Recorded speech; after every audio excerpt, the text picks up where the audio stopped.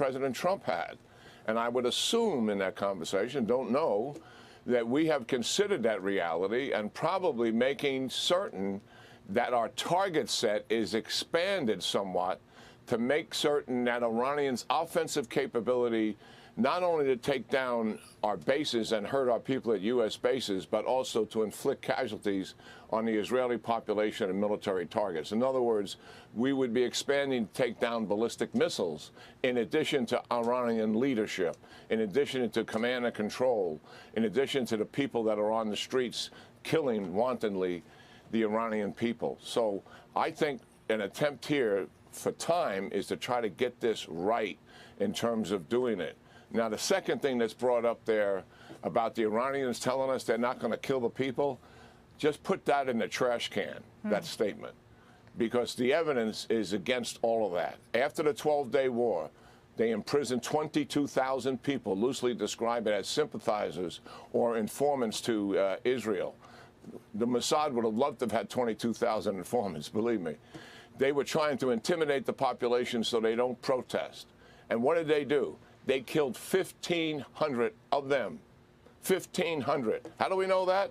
Because they hang them by a huge crane and they want the public to see it. It's actually strangulation is what takes place because they don't break their neck. This is a brutal, barbaric regime.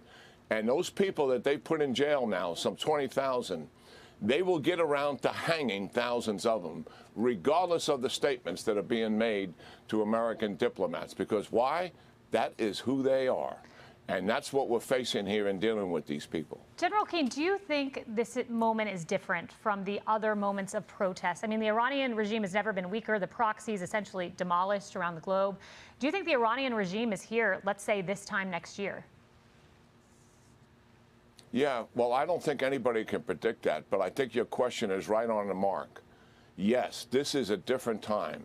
Well, first of all, the scale and size of the demonstrations and the reason for the demonstrations are quite different.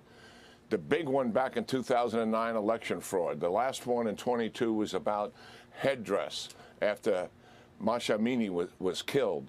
This one is about regime. It started with economic woes, to be sure, but it all is about changing the regime, getting rid of this regime. And that has what mobilized the population because they're in a hopeless situation. So that is different in of itself. The intensity of the Iranian response here, they have now brought in thousands of Iraqi militia. They are on the streets with the Baji militia, with the IRGC troops, walking up and down the streets with pickup trucks and machine guns on the corners.